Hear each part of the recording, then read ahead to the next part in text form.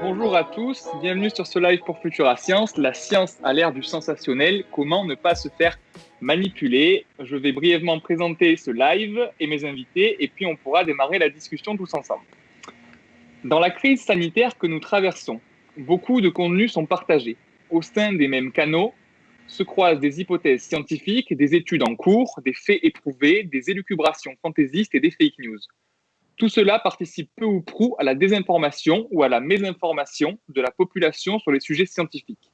Dans ce même temps, même des scientifiques se sont mis ça et là à digresser. Comment le public peut-il s'y retrouver dans un tel climat ? Surtout qu'il semblerait que c'est pour certains la première fois qu'ils sont exposés de près à comment fonctionne véritablement la science. Non pas comme un livre déjà écrit, mais comme un livre qui de jour en jour se construit. Peut-être pouvons-nous y voir plus clair en comprenant mieux ce que sont les sciences, plus particulièrement médicales en ce qui concerne l'actualité, mais aussi la démarche scientifique dans sa globalité et dans les objectifs qu'elle souhaite servir. Enfin, nous pourrons aussi discuter de savoir pourquoi nous comprenons si mal les sciences et accordons trop facilement notre confiance à diverses personnes et de si l'esprit critique peut être ou non un outil utile contre cela et le cas échéant apprendre à l'aiguiser. C'est l'objectif et le pari audacieux de ce live que d'aborder tout ça dans l'heure qui vient. Bienvenue sur Futura Science. Aujourd'hui, pour converser autour de ces questions, je suis en compagnie de trois invités. Juliette Ferry-Danini, qui est docteur en philosophie des sciences. Bonjour Juliette. Salut. Thomas Durand, qui est... Sébastien Dieguez, docteur en neurosciences et en psychologie cognitive. Salut Sébastien. Salut. Et Thomas Durand, docteur en biologie, directeur de l'association scientifique pour la transmission de l'esprit critique et vidéaste de la chaîne La Tronche en Biais, qui devrait revenir d'ici peu. Je crois qu'il est parti, c'est ça ? Il y a eu un problème ? Oui, apparemment. Bon, il va nous rejoindre.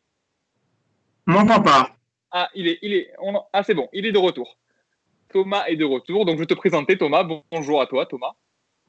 J'ai raté l'introduction, mais je sais à peu près ce que tu voulais dire.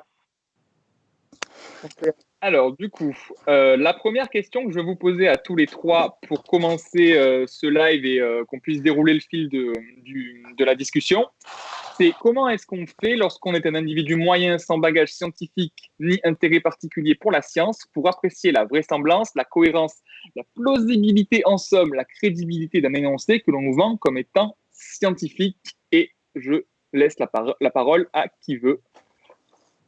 Du coup, je voulais juste commencer par quelques mots au début pour expliquer pourquoi, sur cette question-là de l'expertise, on peut se tourner vers la philosophie et donc, par exemple, m'appeler.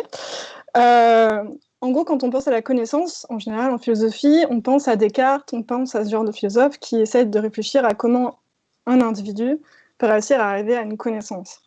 Et là, le problème de l'expertise, il est différent puisque c'est plutôt comment l'ensemble des individus peuvent acquérir des connaissances, sachant qu'il y a des individus qui sont plutôt débutants et des individus qui sont plutôt experts avec des gradients entre. Et du coup, il y a un paradoxe qui est comment, en tant que débutant, on peut faire confiance à ce qu'on nous dit, par exemple, à ce qu'un expert peut nous dire, et notamment comment on peut faire pour identifier l'expert, alors même qu'on est soi-même débutant et qu'on n'a pas forcément de critères en fait, pour identifier l'expert. Et donc, je voulais parler de ça, parce qu'il y a vraiment des philosophes qui travaillent sur ces questions, et ils travaillent dans un champ qui s'appelle l'épistémologie sociale. Et à côté de ces problèmes-là, peut-être qu'on pourra aussi mentionner un problème connexe, qui est comment les experts entre eux peuvent se reconnaître et juger leur crédibilité entre eux, en fait. Parce que c'est un problème qui peut être utile pour essayer de résoudre le premier problème. Oui, parce que la réponse banale à cette question qu'on pourrait intuitivement donner, c'est comment un individu fait, il fait confiance aux experts. Mais du coup, c'est pas si simple que ça. C'est ça que tu nous dis. En fait, si on part de ce principe, ça veut dire qu'il fait une confiance aveugle dans les experts, puisqu'il n'a pas de critères pour les évaluer. Et le problème, c'est qu'il y a souvent plusieurs experts qui sont en désaccord. Et du coup, comment on fait ? Est-ce qu'on croit l'expert 1 ou l'expert 2, sachant qu'ils sont en désaccord sur quelque chose, par exemple un traitement médical. Et donc, comment on fait pour trancher entre ces deux experts quand on est novice? C'est pas du tout évident, puisqu'on peut pas juste soit croire aveuglément un expert, soit choisir au hasard, en fait, quel expert on va croire. Et donc, c'est ce qu'on appelle le paradoxe de l'expertise en philosophie. Est-ce que quelqu'un veut... Voilà, j'ai un peu fait un contexte très, très philosophique à ce genre de questions, mais il y a des réponses, que ce soit des réponses un peu philosophiques et des réponses un peu pratiques. Il y a des moyens d'essayer de résoudre ce paradoxe. Voilà. Il y a des indices, par exemple, quand l'expert dit que le consensus c'est Pétain, j'ai un doute, par exemple. Bah ça, oui, on peut. En fait, l'idée, c'est que la seule façon pour un novice ou quelqu'un qui est face à un paradoxe, c'est-à-dire entre deux... Bref, comment on fait quand on est un novice face à des experts qui sont en désaccord? On ne peut pas avoir d'opinion sur ce qu'ils disent parce qu'on n'y connaît rien. Par contre, on peut essayer d'acquérir des indices, des sortes de preuves empiriques, donc il va en avoir de différentes sortes, qui vont permettre de nous indiquer si finalement ces experts ils sont plus ou moins de la même qualité ou pas. Donc il y a plein d'exemples, tu en as mentionné un, par exemple, est-ce que le track record, est-ce que dans le passé, l'expert en question a dit des choses ou a produit de la science qui était vraie ou qui était solide, ou est-ce que non, au contraire, il y a eu des problèmes dans sa carrière. Voilà, donc il y a différents types de... Dans les deux en même temps, d'ailleurs. Pardon? On peut avoir quelqu'un qui est un vrai scientifique. Raoult en est un. Luc Montagnier, prix Nobel, qui a dit des trucs énormes, a une vraie carrière. Donc, c'est pas des hurluberlus, c'est pas des faux experts. Ah non, mais c'est pour ça qu'il n'y a pas simplement la question de track record, de ce qu'il a fait dans le passé qui compte. Il y a d'autres indices qu'on peut faire intervenir. Et notamment la question de savoir ce que les autres experts, par exemple, en pensent. C'est un faisceau de preuves, en fait, si je comprends ce que tu dis. Un faisceau de preuves pour juger de la qualité. Ouais. Ça va être que des indices. En fait, on ne va pas pouvoir trouver... Enfin, il n'y a pas de... il faut faire ça et c'est bon. De réponse miracle, oui. Voilà, il n'y aura pas de réponse miracle. On peut trouver quelques indices qui peuvent nous aider à nous orienter. Sébastien, tu veux dire quelque chose? Oui, je pense qu'il faut dire d'emblée qu'effectivement, il n'y a pas de solution magique à la question qu'on est en train d'aborder. En témoigne simplement le bazar ambiant et le niveau d'incertitude du grand public, mais aussi le niveau, disons, de véhémence du débat, et aussi le fait qu'on soit aujourd'hui en train d'en parler et de discuter de cette question-là, indique d'emblée qu'il n'y a pas de solution clé en main à ce problème, sans quoi on n'aurait vraiment aucune raison de débattre de ces questions-là. Peut-être qu'un point de concordance qu'on peut déjà établir, c'est que les experts existent. Il existe véritablement des gens qui sont experts dans leur domaine. On peut essayer de définir ce que ça veut dire. Ça soulève la question de qu'est-ce qu'un expert. Juliette a donné quelques indications sur le caractère social de l'expertise. En somme, un expert, c'est quelqu'un qui est décrété expert par d'autres personnes sur la base de certains critères. Mais ça, c'est une approche purement sociale, on va dire, de ce qu'est l'expertise. On dit, toi, tu es un expert. On dit, toi, tu as l'air d'un expert. Il y a aussi une composante, disons que psychologique de ce que c'est que l'expertise. C'est-à-dire que depuis une bonne 50aine d'années, et même plus, les psychologues s'intéressent à la psychologie de l'expertise. Qu'est-ce que ça fait de passer du niveau débutant au niveau débutant avancé, au niveau spécialiste et puis ensuite au niveau super expert.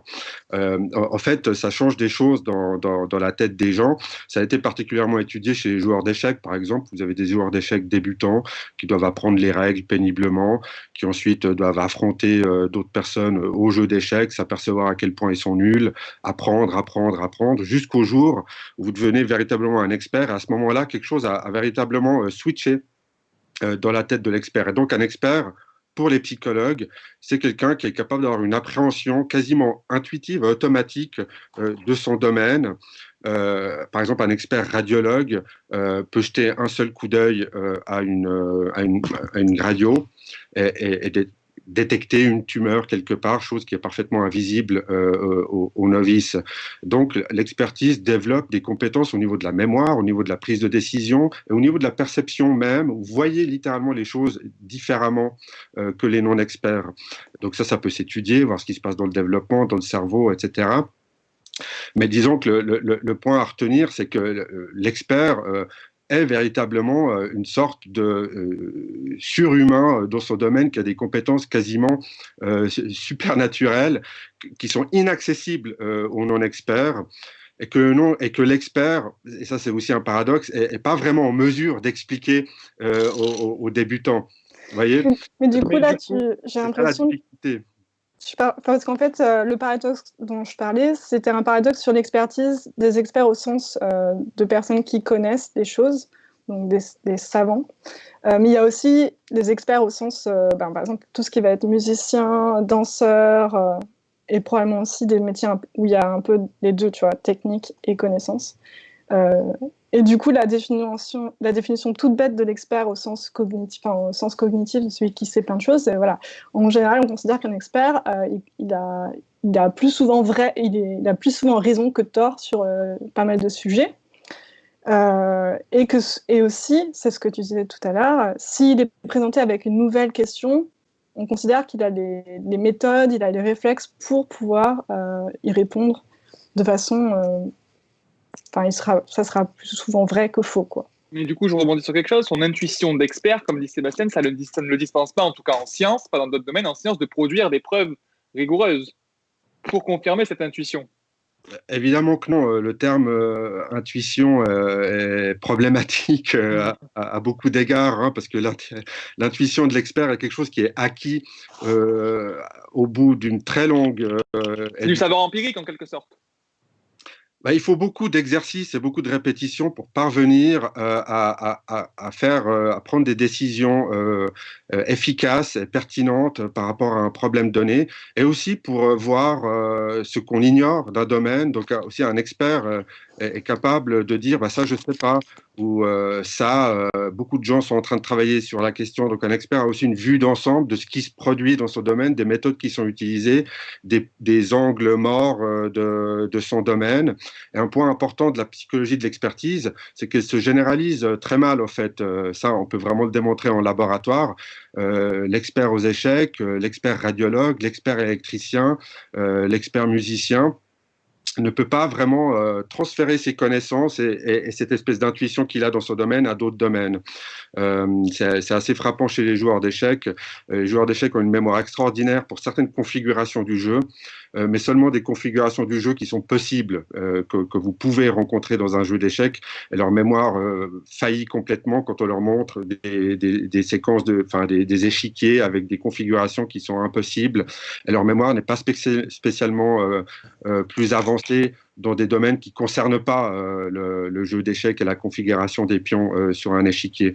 Donc l'expertise est complexe, mais elle n'est pas transférable dans un autre domaine.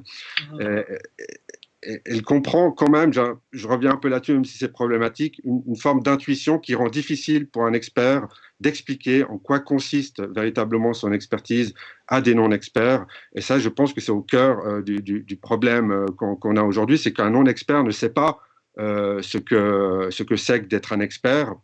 Mais un expert a un peu oublié ce que c'est que d'être un débutant, de ce que ça implique de ne pas savoir quelque chose dans le domaine. J'aimerais juste revenir. Vas-y Thomas.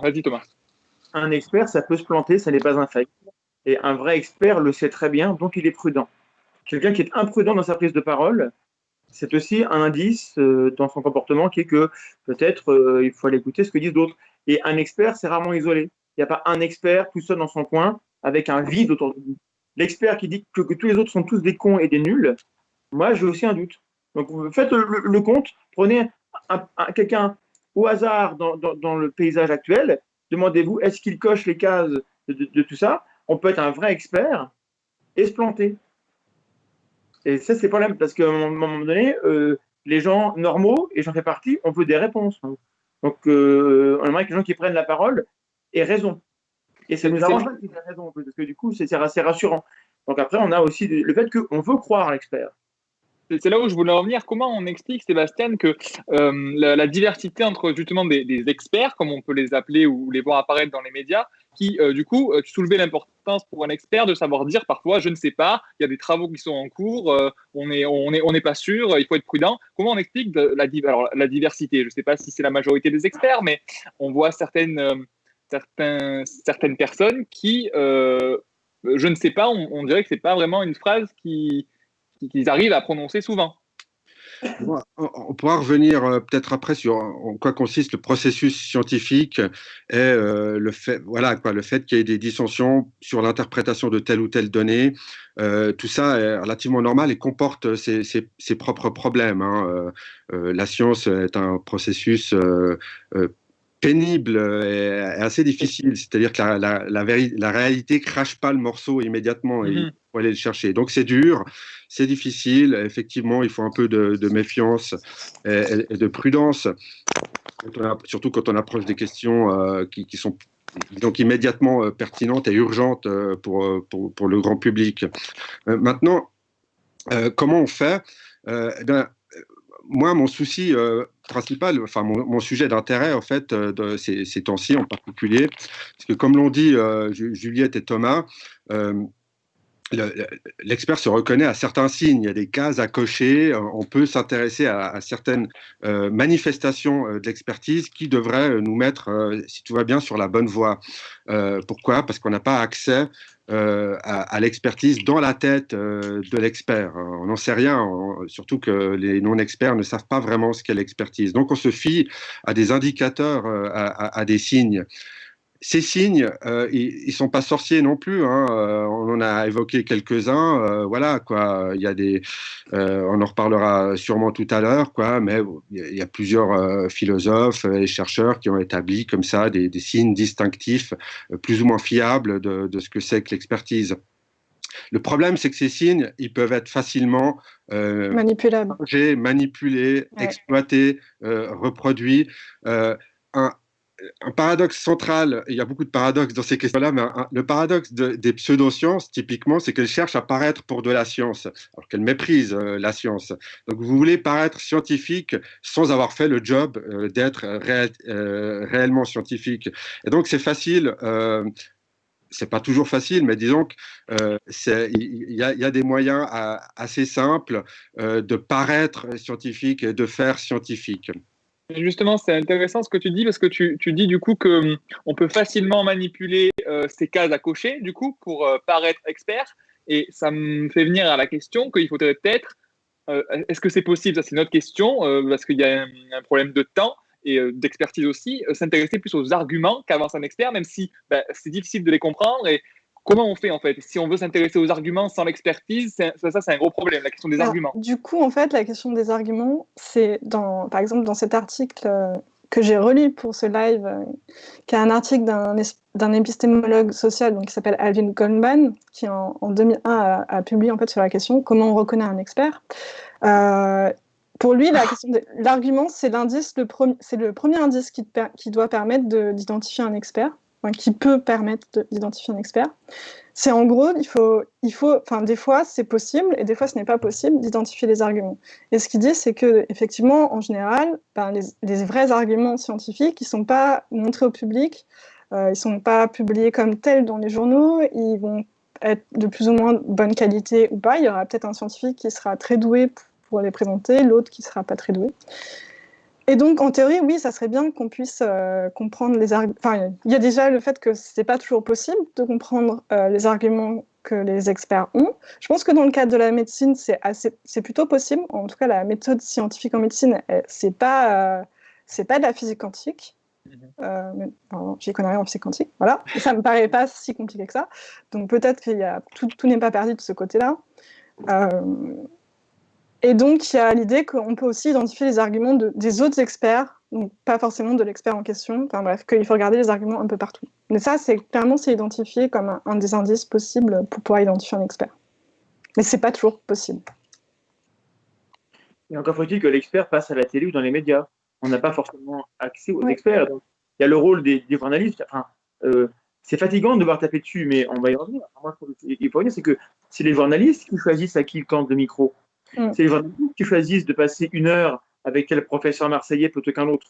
À un moment donné aussi, peut-être qu'on pouvait avoir 20 minutes avec quelqu'un d'autre. Ouais. Non, on passe avec celui-ci pour des raisons qui sont liées à la polémique. Et l'expertise, c'est pas la polémique, normalement. Ouais. C'est pour ça, Parce que c'est le tu- problème du filtre des médias qui fait qu'on ne peut pas forcément y accéder. Et puis ensuite, il y a le filtre lui-même de la science qui peut être trop compliqué. Je pense que là, dans le cas présent, Donc c'est pas forcément le cas. c'est une responsabilité systémique si on t'écoute, Thomas. C'est-à-dire que il n'y a pas que les experts qui veulent se mettre en avant, il y a aussi les médias ou même les individus qui font confiance. Enfin, c'est une responsabilité globale.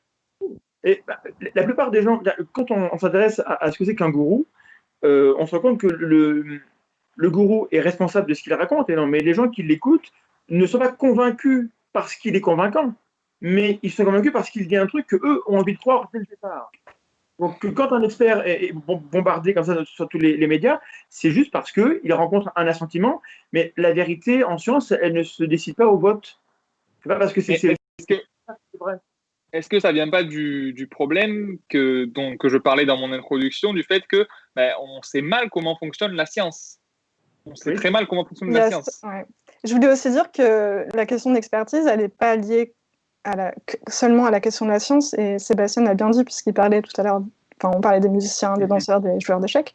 Je pense qu'au-delà du problème, par exemple, de Didier Raoult, je pense qu'aussi c'est pas acté dans les médias que, par exemple, la philosophie ou la psychologie ou d'autres sciences qui sont pas forcément des sciences dures relèvent de l'expertise. Et ça, j'ai l'impression qu'on est encore plus loin de ce qui peut se faire en termes de discours sur la science dans les médias.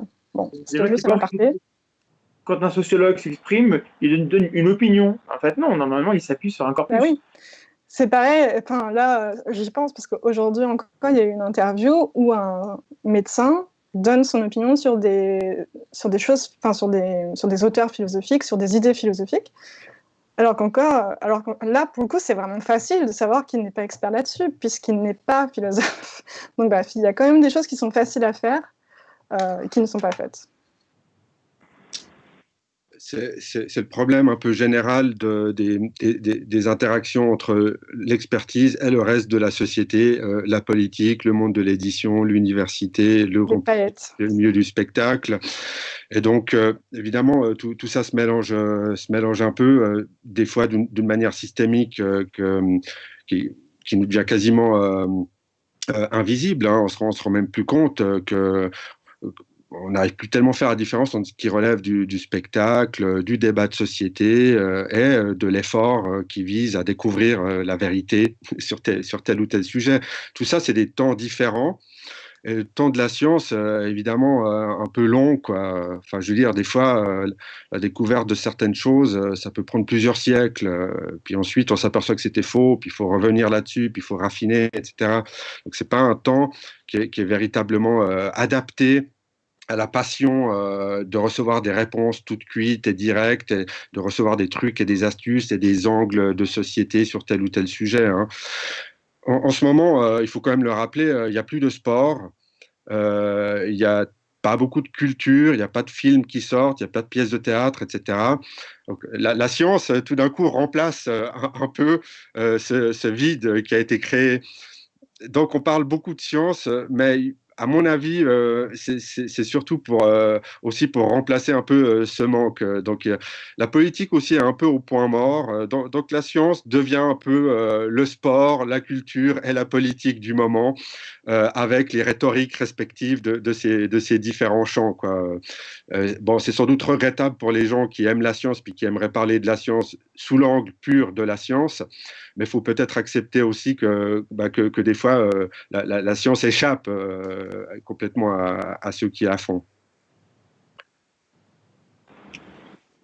Est-ce qu'on peut revenir peut-être soit sur les différentes cases à cocher pour identifier un expert pour que ce soit plus pratique, ou est-ce qu'on peut parler de peut-être comment ça se fait qu'on connaît si mal les sciences? Qu'est-ce que vous préférez? Je vous laisse le choix. Ouais, je pense qu'on peut les répéter assez brièvement. Et vous rajouter celles que j'oublie parce que j'en ai oublié. Sachant que donc, il va forcément avoir des indices qui ne sont pas forcément fiables. Donc, c'est pas C'est pas magique, quoi. Regardez, si on peut regarder les arguments qui sont présentés. Mais ça, c'est pas toujours facile parce que soit le langage est trop compliqué, ou alors c'est en anglais, ou alors c'est totalement présenté bizarrement dans les médias. On peut regarder les arguments, si on regarde un expert qui est en désaccord avec un autre, par exemple, ou avec une communauté d'autres, on peut aller voir ce que pense l'autre expert, on peut aller voir ce que pense l'autre communauté, au niveau des arguments, mais aussi au niveau de ce qu'ils pensent à propos de la légitimité de l'autre expert. Et là, il y a... Et ça, c'est aussi, je voulais qu'on en parle tout à l'heure, parce que je pense que le problème de l'expertise, il est aussi parfois un peu manipulé, un peu instrumentalisé. Je me souviens par exemple que Didier Raoult, il a fait une vidéo en montrant son classement, son classement, je ne sais plus lequel. Le nombre de publications, oui. Voilà.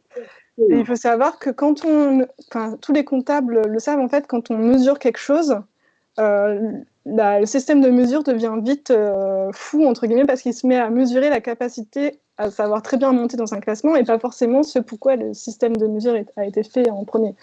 Donc il faut se méfier de ça, il faut aussi se demander pourquoi quelqu'un se sent obligé de montrer ça.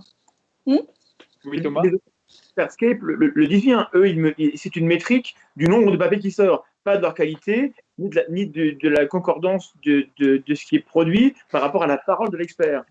Un expert peut sortir 200 articles, mais admettons qu'un microbiologiste parle du climat d'un seul coup, et qu'il dise « Je me donne le droit de douter, de tout remettre en cause, le réchauffement climatique, à titre personnel, je ne le vois pas. » Admettons, le fait qu'il soit numéro 1 sur Expertscape d'un côté, pour des raisons qu'on pourrait développer sur dans son domaine, mais oui. Le problème, c'est que quand on reçoit une parole d'un mec en blouse blanche comme ça qui fait autorité, personne n'est armé pour savoir quelles sont les limites du domaine d'expertise de l'expert. Si lui-même s'autorise à en parler au-delà, comment nous on peut savoir qu'il n'est pas compétent? Il faut passer du temps à vérifier. Or, l'expert a pour rôle de passer le temps qu'on n'a pas à savoir. Savoir, c'est coûteux, je n'ai pas le temps de tout savoir. L'expert, il est là pour ça, c'est son job. Si lui outrepasse ça, alors il met en péril tout le système. À un moment donné. Ça n'a plus aucun sens, l'expert. À un moment donné, l'expert A peut parler d'un truc qui n'est pas de son sujet et que l'autre, on n'entend pas. Donc, oui, on est bien sûr, il faut que ça soit... Qu'est-ce qu'on a d'autre, du coup, comme... Il y a deux autres critères, enfin indices, qui justement sont liés, puisque un indice qu'on peut regarder, c'est est-ce que l'expert en question est biaisé vers une raison d'être biaisé vers une réponse plutôt qu'une autre. Et ça aussi, j'ai l'impression que ça peut être manipulé. Donc, par exemple, on va beaucoup entendre quelqu'un qui va disqualifier d'autres personnes en disant que la personne est au bot des labos pharmaceutiques. Moi, je sais, on me l'a déjà dit, alors que non. Parfois sans preuve, c'est matériel. Voilà. Mais aussi penser que l'indice d'avant, donc tous ces systèmes d'évaluation et de mesure de l'expertise peuvent elles-mêmes biaiser, peuvent être des biais en fait, parce que les chercheurs, ils sont pas tout seuls, ils sont en compétition pour des financements. Et pour aussi ils sont en compétition pour avoir de la notoriété, donc ça peut être un biais. Et c'est rigolo parce que l'article dont je l'ai relu tout à l'heure, il parle exactement de ça. Il dit, pour augmenter ses chances de financement, des scientifiques peuvent commencer à exagérer la solidité des preuves qui viennent supporter leurs résultats, et particulièrement devant des personnes en dehors de leur champ. Donc faire attention, ce genre de... Il n'y a pas que des biais financiers, même s'ils existent et que c'est avéré dans l'industrie pharmaceutique qu'il y en a. Mais voilà, il ne faut pas, je rebondis juste là-dessus et je te laisse finir, il ne faut pas, souvent on a tendance à penser que certains scientifiques nient le fait des conflits d'intérêts ou du lobbying, ce n'est pas le cas. C'est-à-dire que... Oui, il y en a, ça c'est sûr, et c'est un problème. C'est montré empiriquement que des recherches qui sont financées par un labo pharmaceutique vont avoir des résultats plus positifs par rapport aux médicaments en question, que des recherches qui sont neutres, qui vont dire bah non, ce médoc ne marche pas. Par contre, ce n'est pas le seul biais qui est possible. Il y a aussi des biais de notoriété, de financement qui peuvent aussi être présents. Voilà.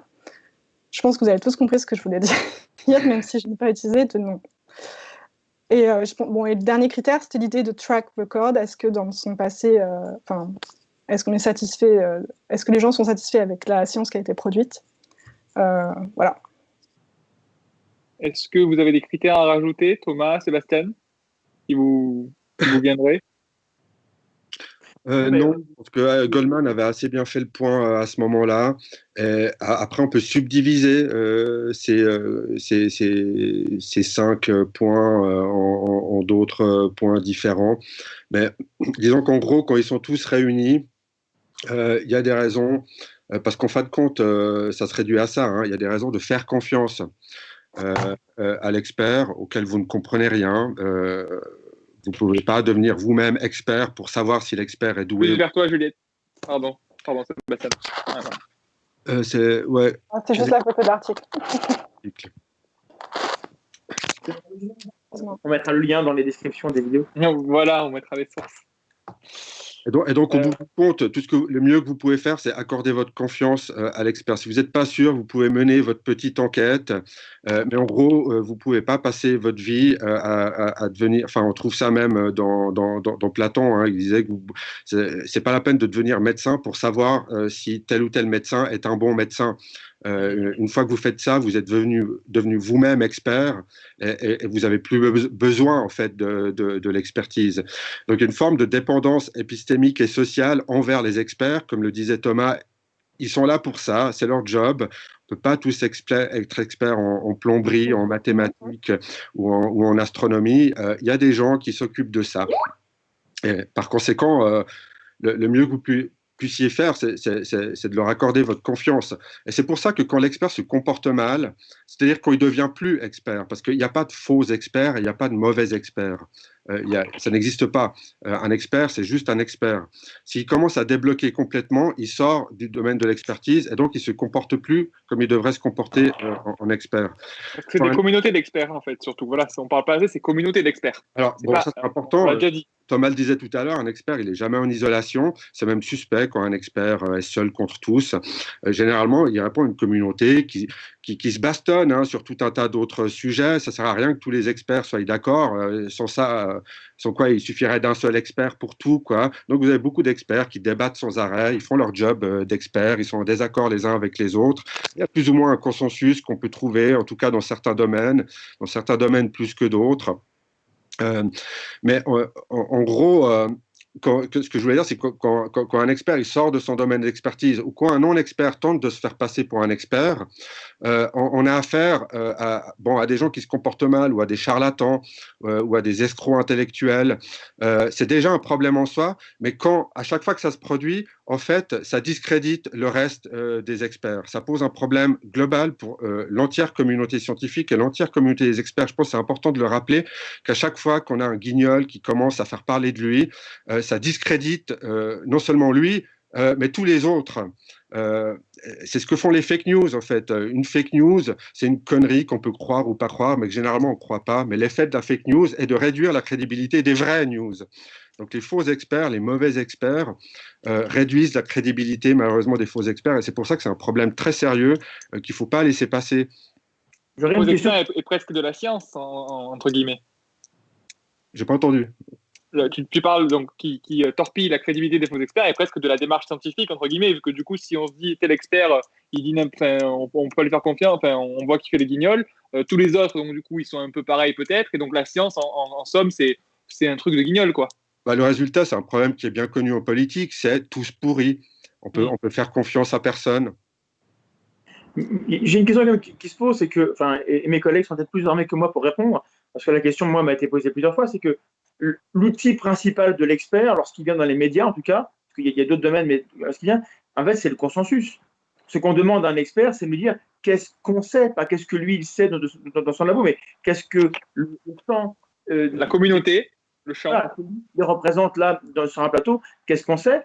Et donc, il me semble que le consensus, parfois le consensus, il est un petit peu flou, il est un petit peu mou et c'est compliqué, on veut une réponse rapide, mais le vrai expert, c'est celui qui sait vous dire, voilà ce qu'on sait, voilà ce qui est tenu pour certains, et voilà les hypothèses actuelles en cours, voilà l'état d'avancement des travaux, voilà les questions qu'on pose, les réponses qu'on a eues, et voilà où on en est.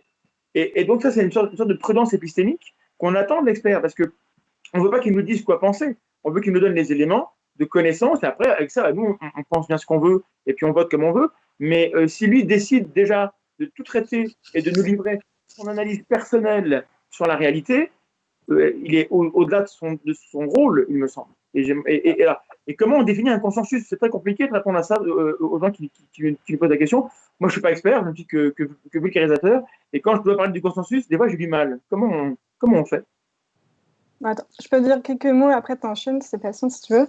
Parce que tu as cité tout à l'heure cette magnifique punchline selon laquelle le consensus, c'est Pétain.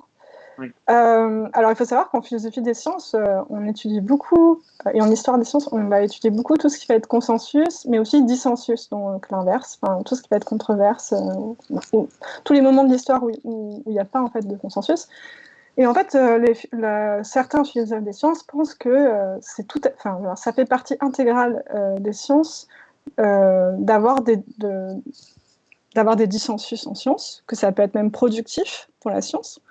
Donc l'idée que le consensus, c'est pas la panacée, c'est pas absurde. Ensuite, souvent, certains philosophes des sciences montrent que parfois le consensus, en fait, ça va pas forcément être un vrai consensus scientifique qui va rejaillir parce que tout le monde est d'accord, mais ça va plus être un outil de dispersion de la connaissance dans la communauté scientifique. Et donc, on va créer des consensus comme ça pour diffuser l'information chez les scientifiques. Ce qui n'est pas forcément cet aspect de la science qui va chercher la vérité, mais qui est un aspect de la science qui est super utile.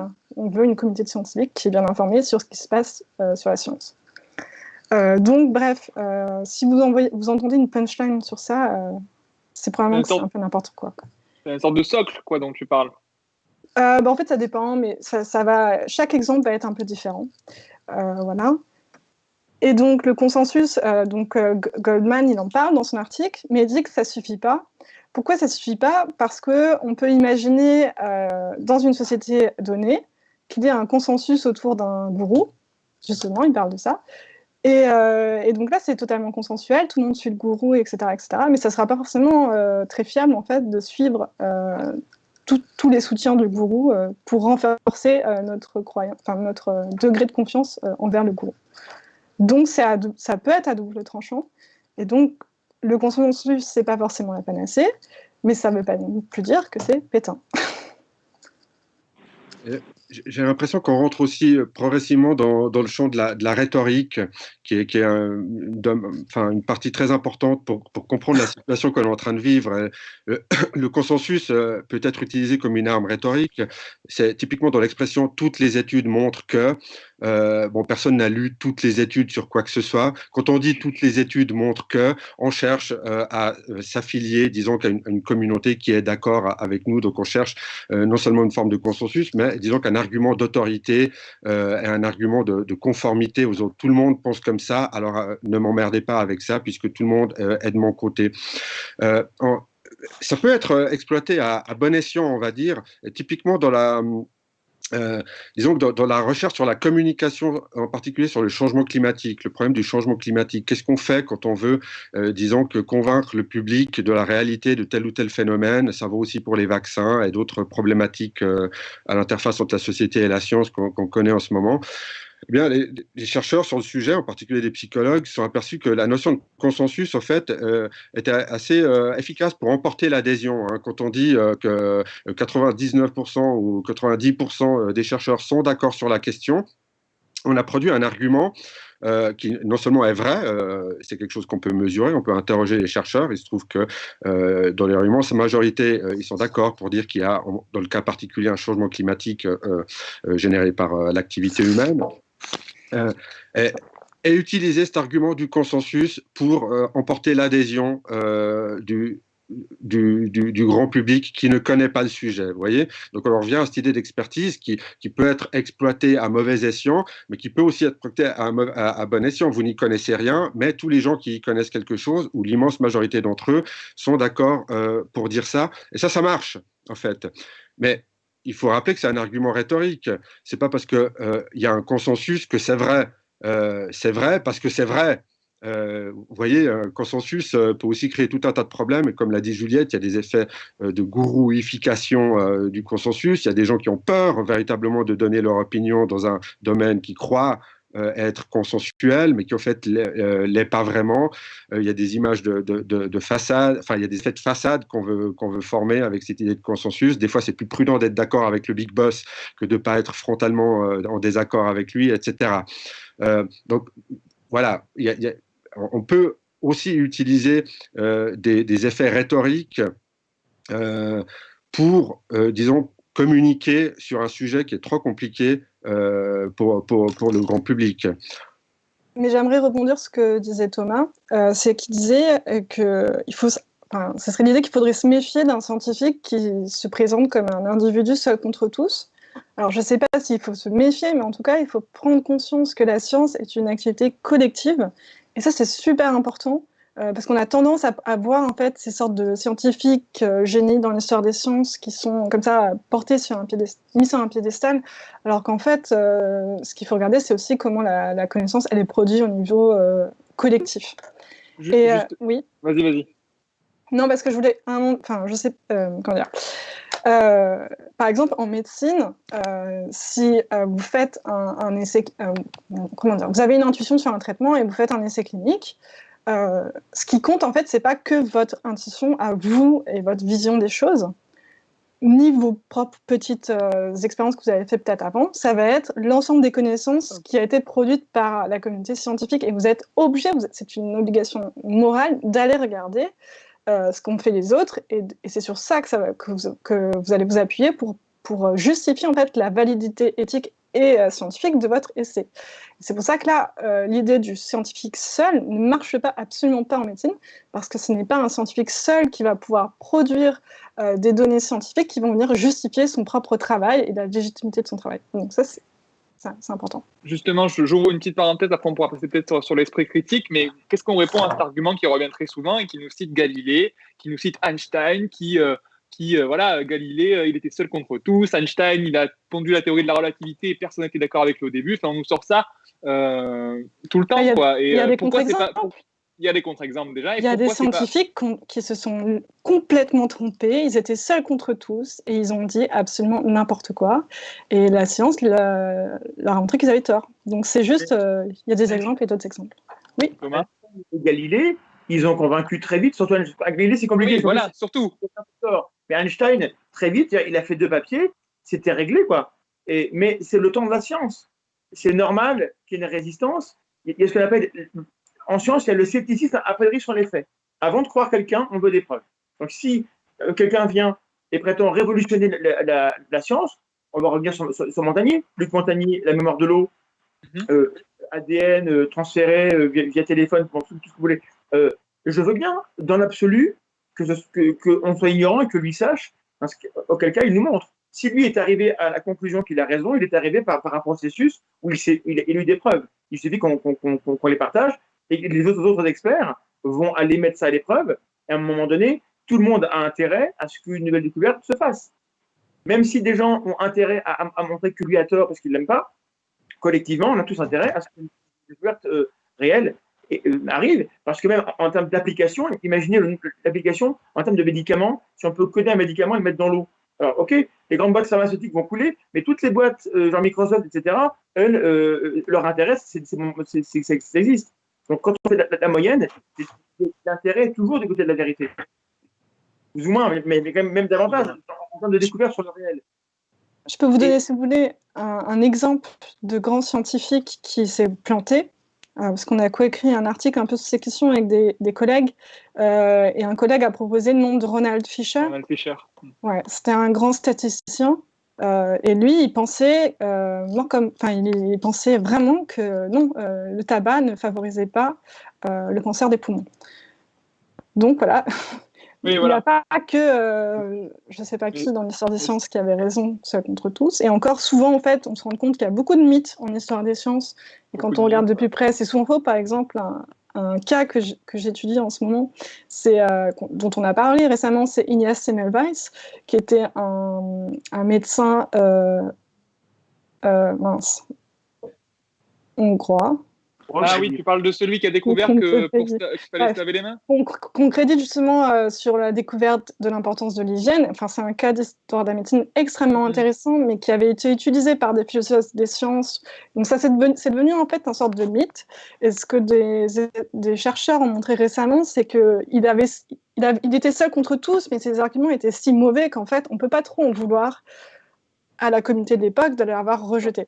Et sauf que ce qu'on retient aujourd'hui, c'est qu'il était absolument génial et incompris, et il était seul contre tous. Donc on peut voir aussi qu'il faut se méfier au niveau de l'histoire des sciences. Il y a des choses qui sont montées en épingle qui ne sont pas forcément exactes. C'est ce que disait Thomas, c'est-à-dire que les scientifiques ne sont pas du tout fermés aux hypothèses alternatives, pas du tout. Le truc, c'est qu'il faut les démontrer correctement. Oui, si possible. Généralement, même si ça prend un peu de temps, quand une idée est vraie, elle finit par emporter l'adhésion, hein. C'est normal qu'il y ait des résistances. Il n'y a pas de raison d'accepter un truc nouveau d'emblée comme ça. Il faut quand même regarder de plus près. Il faut s'assurer que ce soit la vérité. Il faut faire des contrôles, etc. Mais la figure du héros seul contre tous, elle est très ancrée dans la culture populaire aussi, hein. Il y a beaucoup de films où vous avez quelqu'un qu'on n'a pas pris au sérieux, puis qui finalement avait raison. Je pense qu'il y a des motifs psychologiques aussi à ça, des motifs culturels, surtout dans des sociétés individualistes. Ça, c'est étudié dans la littérature scientifique en psychologie, ou je pose juste une question comme ça? Oui, alors, les gens sont très sensibles à l'injustice. Ça fait du sens. On n'aime pas être accusé de quelque chose injustement. Et surtout, on n'aime pas ne pas être pris au sérieux. On n'aime pas ne pas être écouté, ce que les philosophes appellent ça une forme d'injustice épistémique, hein. Si on veut, c'est que la parole de certaines personnes n'est pas écoutée. On peut facilement s'identifier à ça. Ça fait mal quand vous dites quelque chose de vrai, puis qu'on ne vous prend pas au sérieux, ou quand on ne prend pas au sérieux votre propre savoir. Donc, on peut s'identifier à quelqu'un qui dit, qui alerte les gens, qui fait. Il y a aussi cette figure populaire du lanceur d'alerte, quelqu'un qui dit quelque chose que personne n'écoute, qui va être rabaissé, que personne ne va prendre au sérieux, et auquel les faits finiront par donner raison. Et ce qui donne un grand sentiment de revanche, en fait. On dit, voilà, j'avais raison, je vous avais bien dit, vous n'avez pas voulu m'écouter, il aurait suffi de m'écouter, etc. C'est très facile de s'identifier à ces schémas-là, parce qu'on est des êtres un peu fragiles, un peu émotifs, comme ça. Et donc, cette figure du héros seul contre tous, bon, elle parle beaucoup, elle est très facile à identifier. Elle constitue malheureusement un problème. Je pense qu'à ce stade-là, si c'était peut-être possible, disons qu'au tournant du 19e siècle, avec l'émergence du scientifique gentleman à l'ère victorienne, qui travaillait effectivement en isolation, ou plus ou moins en isolation, etc., cette figure-là est devenue désuète, elle n'existe plus. En fait, ces grands mandarins qui sont seuls contre tous, puis qui se battent pour imposer leur vérité, puis qui dénigrent tous les autres, qui sont que des petits-enfants et des incultes. Cette figure-là, elle est ringarde. Ces gens-là c'est pas qu'ils ont tort, ou c'est juste ringard, en fait. Il faut en finir avec ces gens-là. Il faut en terminer avec ça. Il faut pas les encourager. Le problème, c'est qu'on a encore les prix Nobel et tous ces trucs. Exactement. Il en reste beaucoup. Ouais, c'est un problème bien systémique. Mais du coup, des trucs comme le prix Nobel, par exemple, il faudrait arrêter. Le prix Nobel, c'est ringard. C'est ringard, le prix Nobel. C'est nul. On s'en fout du prix Nobel, quoi.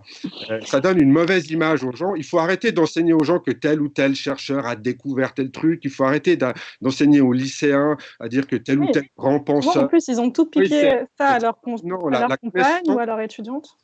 Mais le truc, c'est cognitivement beaucoup plus satisfaisant d'avoir une histoire avec un protagoniste qui est un héros qui a des obstacles.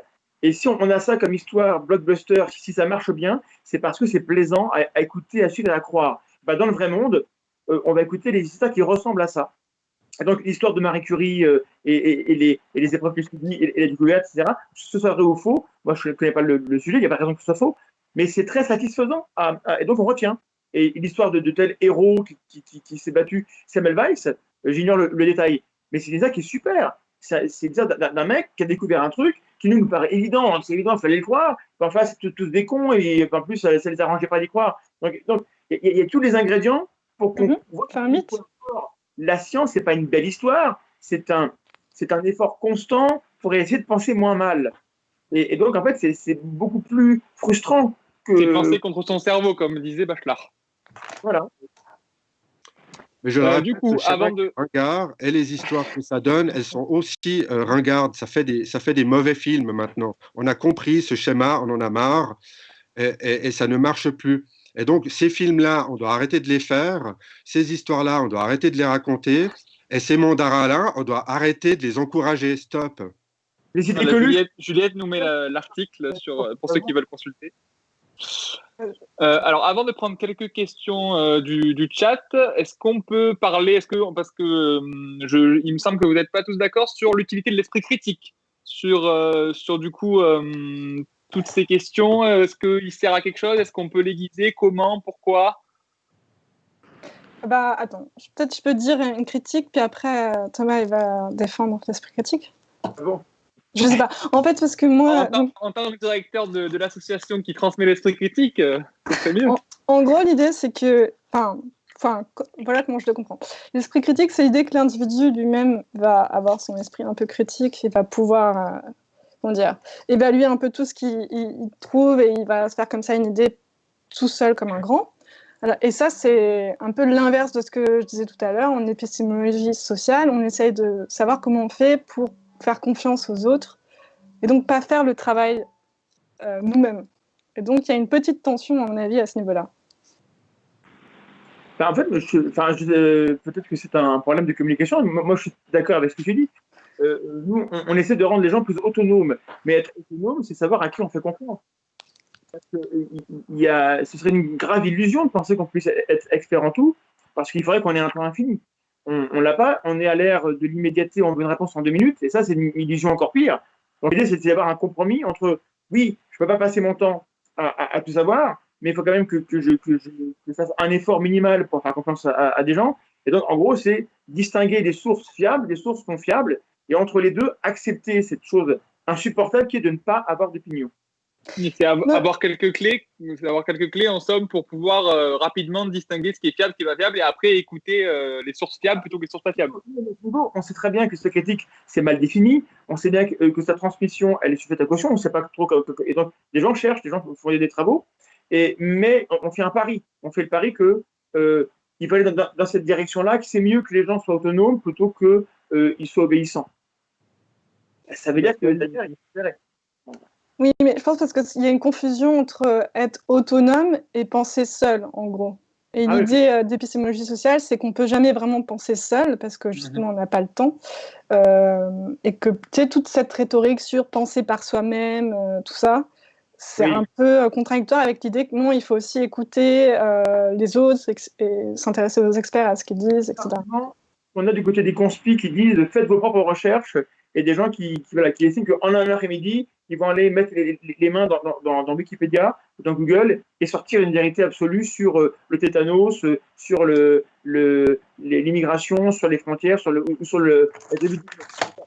Et c'est pas ce qu'on dit. Donc peut-être que du coup, il faut faire la part des choses sur qu'est-ce que c'est que l'esprit critique. C'est ne pas s'illusionner soi-même sur ses compétences. Il faut admettre quand on n'est pas compétent sur un sujet, mais ça veut dire qu'à un moment donné, soit on accepte qu'on n'a pas d'opinion, mais si le sujet est assez important pour que je veuille avoir une opinion, il faut que je puisse choisir à qui je fais confiance. Et j'ai pas de réponse à ça. On a, comme on l'a dit, on a des indices, on a des alertes, et après, chacun voit un petit peu comme il fait, parce qu'on ne peut pas forcer les gens à être d'accord avec nous. Sébastien, tu veux rebondir? Bon, les êtres humains qui vivent dans des sociétés qui sont devenues très complexes dépendent beaucoup des informations qui parviennent dans leur cerveau. Et des informations qui circulent, il y en a beaucoup. Il y en a vraiment beaucoup trop. Il y a beaucoup de gens qui ont de la camelote à vendre. Il y a beaucoup de gens qui cherchent à imposer leur propre vision des choses. Il y a beaucoup de gens qui préféreraient qu'on fasse ça puis qu'on fasse pas ça, etc. Donc ça fait beaucoup d'informations qui circulent pour des petits cerveaux qui doivent faire le tri dans tout ça. Donc, je veux bien admettre qu'il faut une certaine portion d'esprit critique pour démêler tout ça.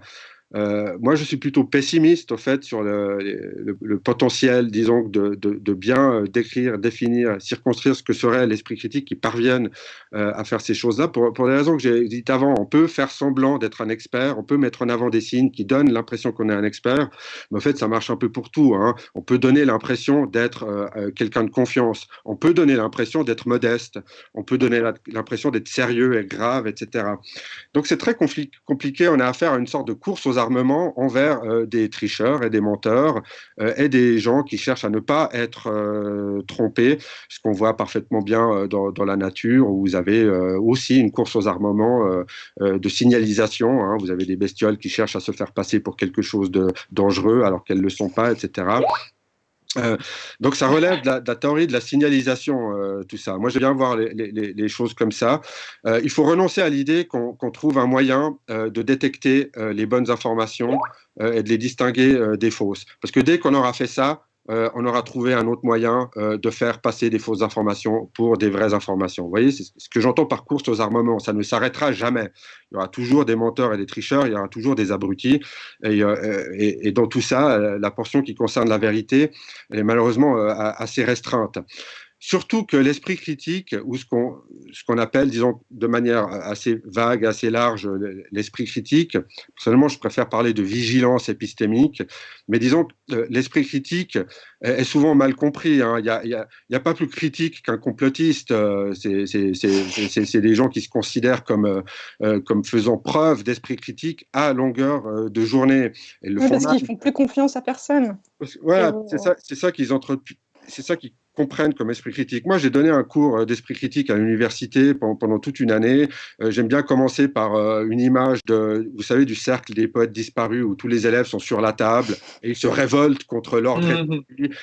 Et désormais, ils vont penser par eux-mêmes loin des schémas froids et rigides de l'enseignement académique. Ils vont être libérés grâce en particulier à la poésie. Ils sont tous debout sur la table. Est-ce que c'est ça l'esprit critique? Généralement, je commence par cette image-là. Ensuite, on fait tout le cours sur les arguments fallacieux, les biais cognitifs, etc. Tout le bazar. Résultat, à la fin de l'année, il y a un étudiant qui est venu vers moi, il m'a dit « J'ai trouvé ça super, l'esprit critique, ça me parle et tout, j'aimerais travailler avec vous. » Et ça m'a pris un moment de m'apercevoir qu'en fait, ce qu'il voulait faire avec moi, c'était un travail basé sur l'esprit critique pour discréditer la parole de ceux qui admettent l'existence des chambres à gaz.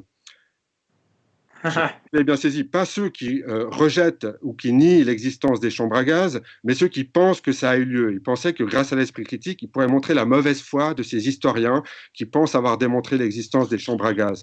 Donc voilà à quoi peut servir l'esprit critique. L'esprit critique, une fois que vous l'avez, une fois que vous pensez être critique, vous pouvez développer des arguments très attrayants, très séduisants, très intello, etc., pour défendre de la merde. Alors peut-être Thomas rebondit, après on prend quelques questions quand même. Oui, mais juste parce que là, vas-y. Le principe d'essai critique, je veux quand même le défendre. C'est-à-dire que, évidemment, moi, quand j'enseigne, quand j'en parle, je commence par dire aux gens qu'ils partiront du cours aussi biaisés qu'en y rentrant. Et que la première étape de l'essai critique, c'est d'admettre que c'est un horizon auquel on n'arrivera jamais et que, évidemment, on va continuer à penser un petit peu mal. C'est pas grave, parce que dans l'ensemble, on se démerde plutôt bien. L'espèce humaine progresse lentement, pas assez vite, elle fait beaucoup de merde, mais on progresse. Donc, cette idée que, comme les gens ont toujours dit de la merde, alors ça sert à rien de faire des efforts, une chose qu'on pourrait entendre dans ce que tu dis, c'est pas ce que tu dis, que, évidemment non, je pense qu'il faut s'armer, il faut continuer, c'est un effort, c'est Sisyphe, on doit apprendre tous les jours le fait que, attention, aujourd'hui, on va penser mal, donc soyons vigilants, tu as évoqué la vigilance épistémique, c'est totalement ça. Et l'essai critique, ça n'est jamais quelqu'un qui, tout seul dans son coin, peut juger les autres sur un pédestal et dire « moi, j'ai raison, les autres ont tort ». Ça, c'est Raoult. C'est l'inverse de ça, s'il peut faire. C'est justement dire « moi, je peux me tromper au moins en tant que les autres. Donc d'abord, je suis prudent sur ce que je crois. Je vérifie pourquoi je crois ce que je pense. Est-ce que les sources que j'ai consultées sont solides ?» Et d'abord, c'est contre moi-même que je dois m'exercer à être prudent. Si on ne fait pas ça, comme tu dis, on prend les outils, on les utilise pour cracher sur les autres et on a l'impression qu'on a fait le job. Donc non, et ce critique, d'abord, c'est penser contre soi. Et si on n'a pas compris ça, alors on est dans autre chose. Oui, alors, très brièvement, je fais juste... Vas-y, finis, après on prend quelques questions. Voilà. je suis tout à fait d'accord avec ça, mais c'est pas quelque chose qu'on acquiert, disons, avec une forme de méthode qu'on donnerait aux gens. Depuis le temps que je m'intéresse aux biais cognitifs, aux arguments fallacieux et tout ça, maintenant, j'en suis arrivé plus ou moins à la conclusion. Je rejoins les philosophes pour défendre ce qu'on appelle les vertus intellectuelles, les vertus épistémiques. Il faut vouloir penser contre soi, il faut avoir la motivation, et en définitive, ça relève d'un trait de caractère, d'une forme de personnalité qui est disposée à faire cet effort-là, parce qu'on a en soi des vertus de patience, de rigueur, d'humilité, etc., qui nous conduisent à nous interroger là-dessus. Si vous n'avez pas ça, moi je pense que... on peut les développer. Foutu. Un trait de caractère. Alors, je pose la question en toute modestie. Trait de caractère, il me semblait juste avoir lu dans je ne sais plus quel ouvrage de je sais pas si c'était de la psychologie ou de la philosophie, qui disait que c'était quand même une hypothèse comment dire, peu étayer les traits de caractère en psychologie. Juste en deux secondes, vu que tu en parles. Oui, j'ai utilisé le mot caractère et personnalité, mais c'est généralement pas ce qui est utilisé par les philosophes en question. On parle, okay. Je veux dire, je ne veux pas faire la distinction maintenant entre attitude, personnalité, etc. Plutôt une attitude générale, une disposition à percevoir les choses d'une certaine manière, voilà, qu'on aurait acquise pour une raison ou une autre. Hein, c'est pas très clair exactement comment ça marche, mais enfin, on sait tous qu'il y a des gens qui ont des traits de caractère, de personnalité, d'attitude, qui ont des visions du monde différentes. Et je pense que ce qu'on appelle l'esprit critique souvent est confondu simplement avec une certaine disposition à vouloir s'engager sur cette voie-là, plutôt que l'inverse. C'est pas la méthode de l'esprit critique qui va vous faire voir les choses d'une manière réaliste. Moi, je pense que ça vient plutôt d'une disposition de départ qui est relativement mystérieuse et qu'il faut avoir. Ok. Je vais me fonder sur les mystères. Du coup, on va prendre une première question. Elle est pas mal, la première question. Oui, Anthony Fardet, salut Anthony, nous demande il faudrait déterminer pourquoi les experts se contredisent. Qu'est-ce qui sous-tend ces contradictions? Je pense que je voulais juste partir de cette question pour parler de la médecine et de la recherche médicale. C'est tout à fait normal, et je vais expliquer pourquoi, que des données scientifiques en médecine se contredisent à un moment donné. Pourquoi ? Parce que ce que les études cliniques, les essais cliniques essayent de capter, des mécanismes, quelque chose de causal, c'est extrêmement difficile de le démontrer. Et donc, on va faire des études qui vont être plus ou moins grandes, qui vont avoir plus ou moins de biais. Et donc, il y a une part de hasard sur le résultat qu'on va avoir. Et ce hasard, c'est ça qui va créer des contradictions, pour le dire vraiment simplement, des contradictions au sein des données scientifiques, en tout cas en médecine. Et les experts, à ce niveau-là, ils ne vont pas forcément être en contradiction au sens où ils vont chacun défendre leurs propres données. Ce n'est pas forcément ça. Et donc, ce qu'il faut retenir, c'est qu'il y a forcément des désaccords et des choses qui se contredisent en science parce que c'est extrêmement compliqué, difficile, et le hasard intervient. Moi, j'ai une vision un peu plus cynique des désaccords. Parce que Juliette a évidemment raison. Hein. Oui, là, je parle en théorie. Après, il y a d'autres choses. Il y a des raisons, disons, objectives d'être en désaccord en fonction des données qu'on trouve, des méthodes qu'on utilise, de l'interprétation des résultats, etc. Mais il y a aussi des préférences personnelles qui interviennent, des facteurs un peu plus psychologiques, on va dire. Mais moi, c'est quelque chose que m'a dit le philosophe Daniel Dennett quand je l'ai rencontré à 2 reprises. Et il m'a dit le job du philosophe qu'il est, un philosophe des sciences, philosophe de l'esprit, c'est de trouver quelqu'un qui a tort et de lui expliquer qu'il a tort dans la littérature scientifique. Voilà, quelqu'un fait un article et tu réponds à cet article en expliquant qu'il a tort et ensuite la personne répondra, etc. Mais il dit aussi qu'il faut parfaitement défendre la position adverse avant de la dégommer. Oui. Mais ce qu'il voulait dire par là, c'est qu'il y a une sorte de business de l'expertise hein, une sorte comment dire, de milieu social de l'expertise. Si vous êtes expert, c'est pas dans votre intérêt d'être parfaitement en accord avec un autre expert. Sans quoi on n'a pas besoin de deux experts qui disent la même chose. On n'a pas besoin de vous.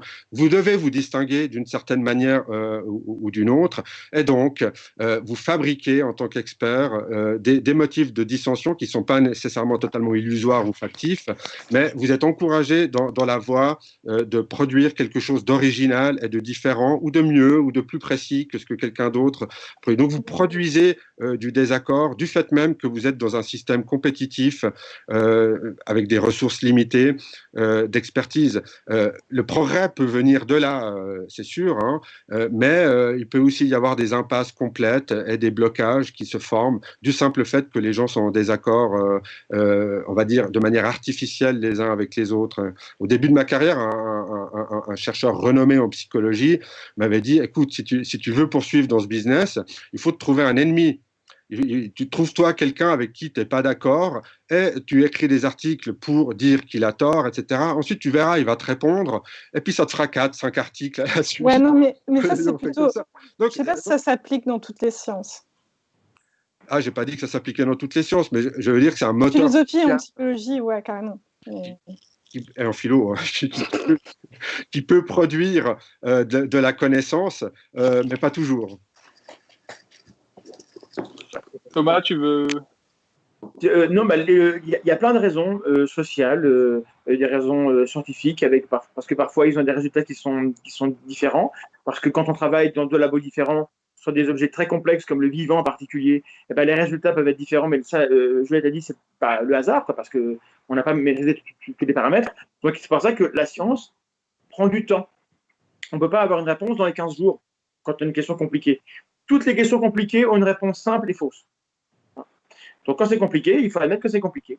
Et donc, les experts sont là pour nous rappeler à quel point c'est compliqué, parce que parfois, même eux, ils n'y pigent rien. Ok, alors n'hésitez pas à tous à poser vos questions dans le chat. Là, on va en reprendre encore quelques-unes. Donc, on va peut-être... Juliette, oui, tu as eu une idée Non, je ne sais pas, le truc sur les experts média friendly. Je sais pas son Alors, où elle est celle-là? Jean Ortolo Gasperich, diriez-vous que les vrais experts ne seraient pas ceux qui sont les plus accessibles et les plus média-friendly? Je ne sais pas trop. En tout cas, pour parler de la philosophie, là où j'ai une expertise, clairement, oui. C'est vrai qu'on a beaucoup trop de faux experts en philosophie. Je pense que les historiens seraient d'accord aussi. Mais je pense qu'aussi, il y a une incompréhension en France sur ce que c'est être philosophe. Donc, je ne vais pas... je vais pas blâmer qui que ce soit. Parce que c'est vraiment difficile. Par exemple, il y avait un article qui était paru dans Marianne, qui est un article de philosophie, et selon moi, l'article avait vraiment beaucoup de problèmes et plein de choses qui n'allaient pas dedans. Le problème, c'est que l'auteur, il était vraiment agrégé de philosophie. Donc, le journaliste qui l'a interviewé, qu'est-ce qu'il voulait, comment voulez-vous qu'il... c'était encore le problème de l'expertise, c'était difficile pour lui de savoir que ça n'avait pas ce qu'il disait, quoi. Donc voilà. Après, je pense qu'en sciences humaines, on a un vrai problème sur ça. En sciences, en ce moment, peut-être.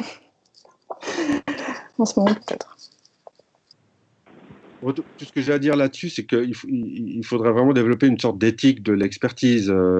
L'expert n'a pas à dire des choses que les gens veulent entendre.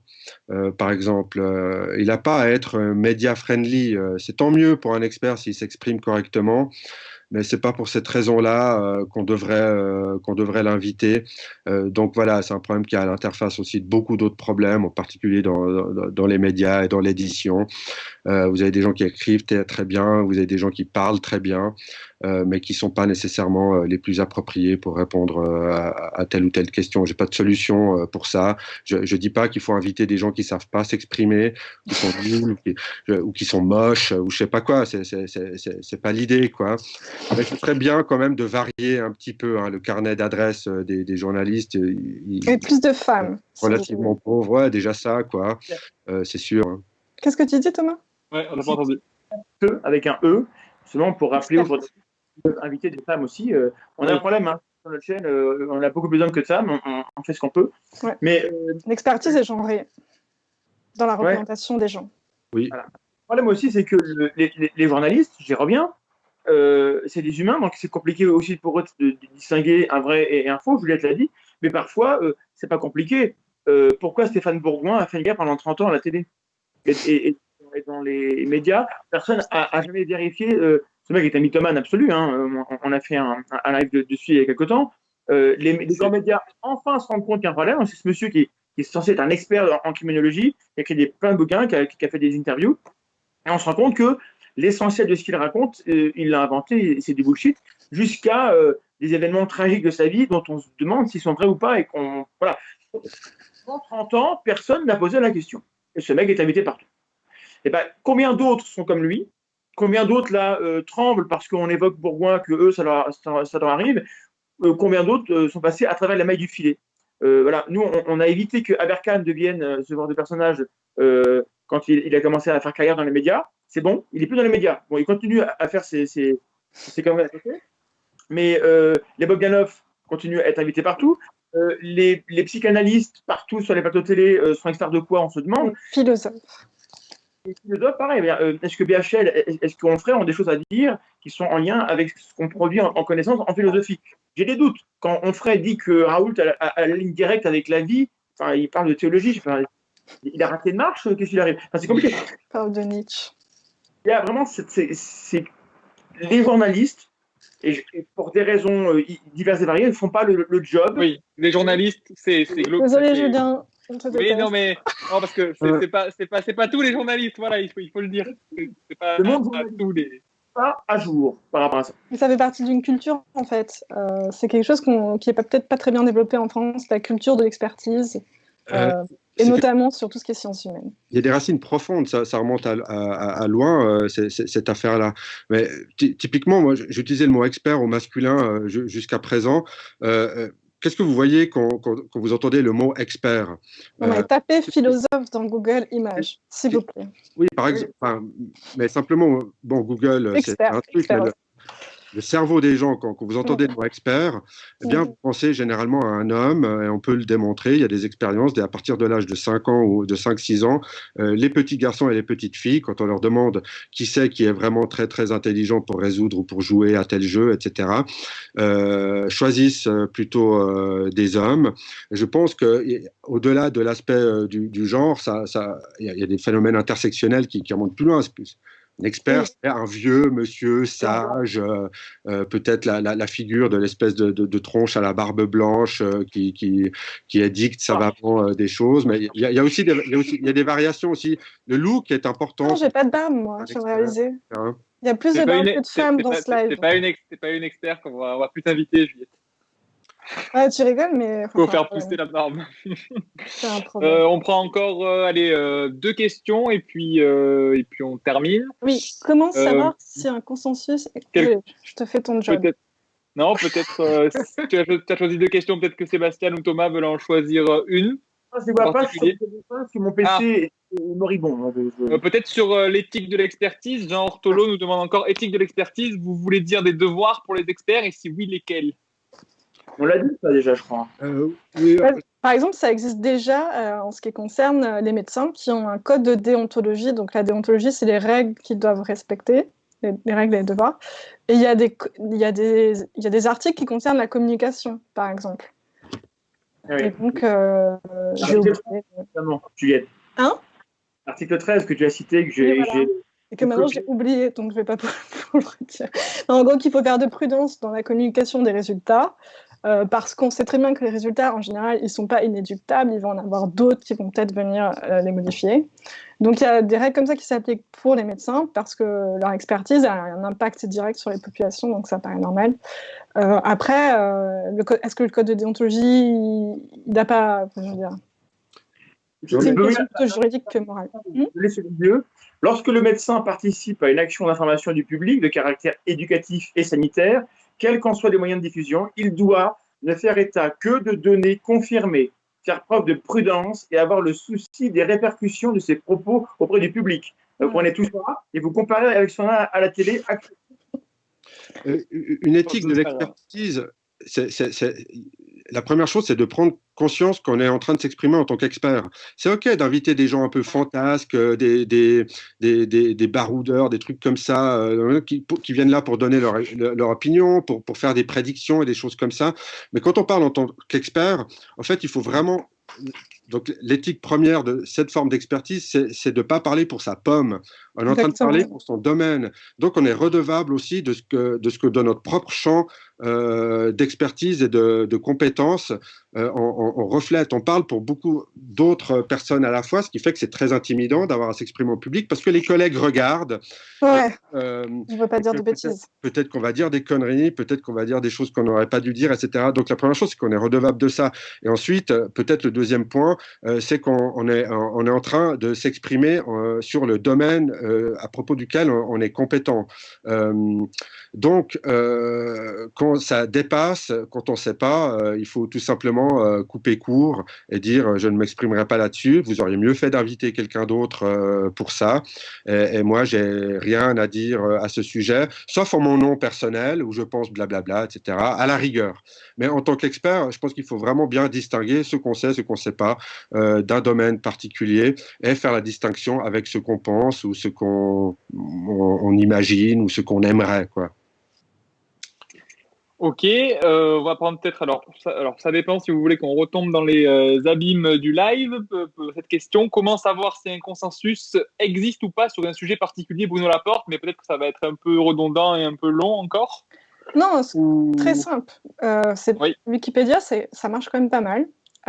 Et aussi, souvent, Wikipédia en anglais est souvent plus fourni. Là, c'est pas mon avis d'experte, c'est mon avis de gens lambda, de personnes lambda. C'est pas mal. Wikimedia, c'est vrai qu'il y a beaucoup plus d'articles en anglais. L'idéal, c'est de comparer les deux. C'est de parler plusieurs langues et de comparer, parce que les sources peuvent varier un petit peu, et Wikipédia n'est pas une source, et Wikipédia, et en première approximation, c'est ce qu'il y a de plus fiable, disponible. Après, au-dessus, il y a l'expert. Et pour ça, il faut le reconnaître. Et il faut éviter par exemple, si on fait une interview d'un expert, ou on demande directement l'avis d'un expert, il faut essayer de voir d'autres experts, parce que, comme on l'a vu, les experts ne sont pas toujours d'accord. Voilà. Il y a, juste pour finir, la dernière, Mathieu Marchand qui dit « La démarche scientifique semble revêtir un caractère d'humilité. S'éloigner de l'humilité serait s'éloigner de la démarche scientifique, ça serait un indice de repérage de charlatan. » C'est assez juste, il me semble, même si c'est peut-être un peu simpliste. Moi, je pense que j'ai envie de revenir là-dessus parce que c'est un truc qui m'interroge, parce que je suis d'accord avec ça, et notamment, je sais dans mon domaine, en philosophie, il faut vraiment faire preuve d'humilité. Et en même temps, faire une carrière académique, ça veut aussi dire se vendre et se mettre en avant pour que les gens lisent nos recherches et pour qu'ensuite on puisse avoir un job. Bref, et ce qu'il faut savoir aussi, c'est que l'humilité, le manque d'humilité va être très mal reçu quand on est une femme, beaucoup plus que quand on est un homme. Enfin, bref, il y a des biais genrés et à ce niveau-là aussi. Donc le fait de toujours dire il faut absolument tous être humble et ne pas faire d'autopromotion, ça peut avoir comme effet de renforcer la position de ceux qui sont déjà, en fait, qui n'ont pas besoin de tout ça, puisqu'ils ont déjà l'autorité. Donc voilà, c'était juste une réflexion comme ça, personnelle, sur les dangers de trop en faire sur l'humilité et l'anti-autopromotion, parce que ça ne fait que renforcer ceux qui sont déjà en position de force. Thomas, Sébastien, un dernier petit mot? Mais c'est quand même mieux. C'est quand même mieux d'être. Donc c'est un indice. Comme on l'a dit, il n'y a pas un critère. Un faisceau de preuves. La pensée critique, c'est aussi faire le deuil des réponses faciles. Il n'y a pas de réponse facile. Vous ne saurez pas, après cette émission, beaucoup mieux qu'au début. On vous aura donné des trucs, en fait, et puis si vous allez ailleurs, vous en aurez d'autres. Vous n'aurez que des indices, et c'est à vous d'avoir une bourse à outils avec plein de curseurs, et de voir, et de mesurer ce que vous avez par rapport aux curseurs les plus pertinents. Et à vous d'arranger les curseurs, qu'est-ce qui vous paraît plus important, qu'est-ce qui vous paraît moins important, et vous verrez à l'usage. Et en heuristique, par essai-erreur, vous verrez, là je fais confiance, boum, et bien j'ai eu tort. Mais il vaut d'abord faire confiance plutôt que rejeter tout le monde. Ouais, mais je suis bien d'accord avec toi, mais là la question c'est sur l'humilité. Et je sais que par exemple, si on s'exprime en tant qu'expert ou en tant qu'experte, j'arrive plus à parler, experte dans mon cas, on peut, en tant que femme, se faire vraiment...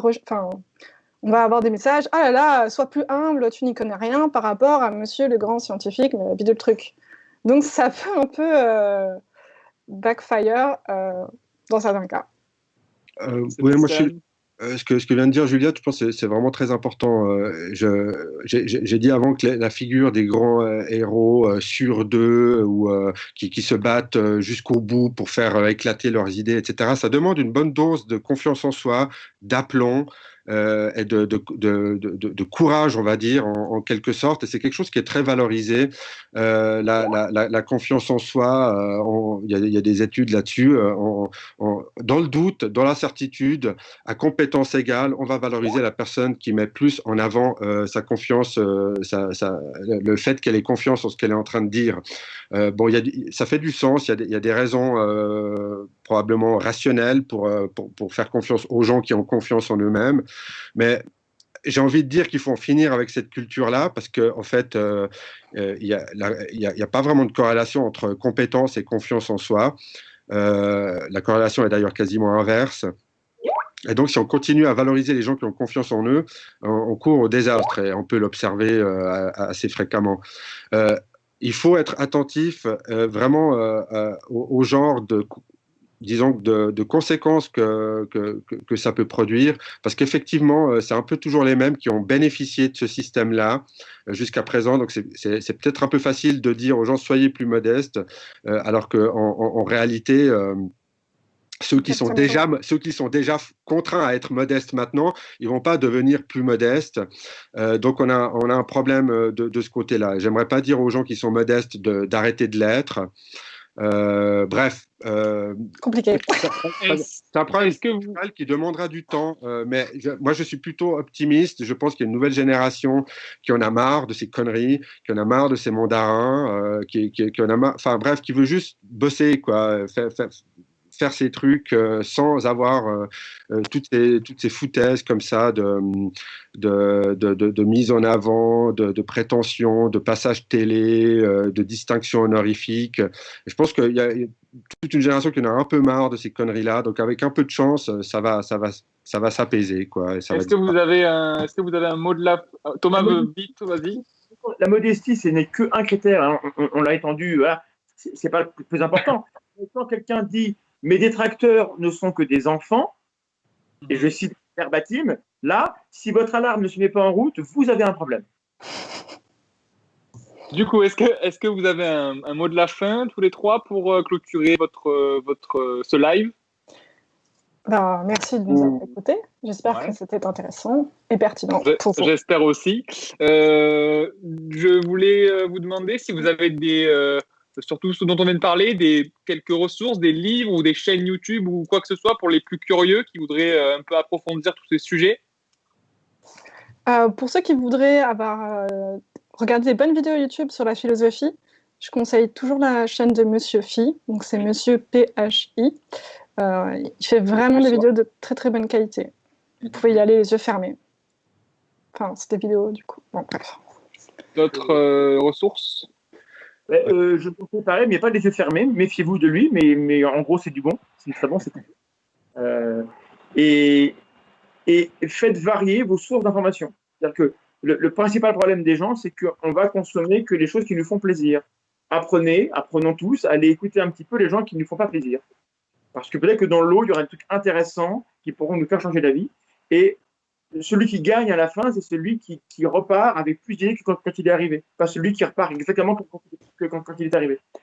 Donc voilà, essayons de gagner des éléments cognitifs de notre parcours. Sébastien? Moi, je dis ne variez pas vos sources d'information. Achetez uniquement. C'est autopromotion, hein. C'est autopromotion. Je mets les alarmes. Tu m'as dit qu'il fallait être modeste, Sébastien. Non, mais moi, j'ai rien là. La revue Science et Pseudo-Science, c'est pas mon livre à moi, les miens, ils sont pas là. Mais cela part en sucette. Tu peux le remontrer, Sébastien, vas-y, remontre-le. Oui, j'en ai un aussi, c'est pas mal. Voilà. C'est toi l'auteur, du coup. Total bullshit. C'est quoi ce titre? Au cœur de la... Cœur de la post-vérité. Alors, je vais parler je vais donner deux ressources, moi aussi. Alors, une sous la caution de Juliette, quand même. Moi, je conseille ça en termes de philo des sciences pour une introduction. Oui, c'est pas mal du tout. Ouais. C'est vraiment pas mal du tout en termes d'intro, même si. Donc on en parle beaucoup en ce moment. Donc, Voilà, donc ça c'est sympa. C'est vieux. Hein. Et oui. Et pour ce qui est de la santé, là, je pense que vous connaissez. C'est l'ouvrage de Florian Gouttière, Santé, science, doit-on tout gober, qui est vraiment pas mal pour débroussailler toutes ces questions en termes de santé, de médecine actuellement. Je l'ai offert à mon père. C'est un bon cadeau. Ouais. Comment on peut, si on veut vous suivre, si on veut vous retrouver, on vous retrouve où? Attends, je l'écris. Ou si vous voulez le dire, hein, pas obligé. Hein. Abonnez-vous à la Tronche en biais. Voilà. Twitter, Facebook et YouTube principalement. Nous faisons des lives régulièrement. Voilà, Juliette, là. C'est sur Twitter, c'est mon petit A. C'est Ferry Daninis, c'est mon nom de famille. J'ai pas d'Instagram, mais j'ai un. J'ai pas dit que c'était un Instagram tout de suite. Non, j'ai pas dit non plus. J'ai Facebook, Twitter et j'ai une page Academia, ResearchGate. Ah oui, moi aussi, mais on s'en fout de ça. Pour les articles, pour aller plus loin, quoi. Ok. Ouais, et moi, si vous voulez me retrouver, même si je ne suis pas un expert, c'est Barbu Sceptique sur Twitter. Voilà. Merci à tous les trois. Et puis peut-être très certainement à bientôt pour d'autres lives ou sujets ou que sais-je. Voilà. Salut. Bonne soirée, bon week-end à tous. Salut, bonne soirée.